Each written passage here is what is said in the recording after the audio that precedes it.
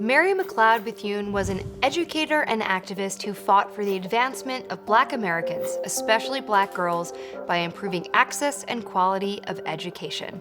She was born on July 10, 1875 in Maysville, South Carolina, to former slaves. Her parents were extremely poor. They had 17 children, and all of them worked, most of them picking cotton. But when a missionary started a school for African American children near her home in Maysville, Bethune decided she wanted to go. She walked 8 miles to school each day by herself, and she came home and tried to teach her family what she learned. She went on to attend the Scotia Seminary for Girls in North Carolina on a scholarship and graduated in 1893. But she was far from finished.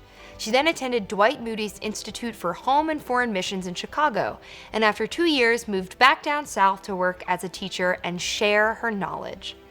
She worked as a teacher for 10 years and married another teacher, Albertus Bethune, in 1898. They had a son, Albert, but the couple parted in 1907, and in 1918, Albertus died from tuberculosis. Bethune didn't have much money, so she moved to Daytona, Florida, where there was more economic opportunity, and opened the Daytona Normal and Industrial Institute for Negro Girls in 1904. It was a true labor of love. She built the desks and chairs herself. The kids used elderberry juice for ink and burned wood for pencils. The school started small with just 5 girls and Bethune's own son, Albert, but eventually it grew to 250 students. The school eventually merged with a boys' school and was redubbed Bethune-Cookman College. Taking advice from her friend, Booker T. Washington, she courted the wealthy white organizations that had much more access to resources, including money and influence. She had James Gamble of Procter & Gamble sit on the school board of trustees. John D. Rockefeller donated $62,000 to her school. She even developed a friendship with FDR and a very close friendship with Eleanor Roosevelt. And while Bethune was fighting for education for kids, she was also fighting for women's rights.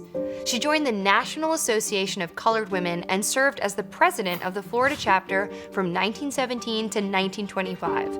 And she did all this while getting threats from members of the Ku Klux Klan. And did she let that stop her? Absolutely not. In 1935, she started the National Council of Negro Women in New York City.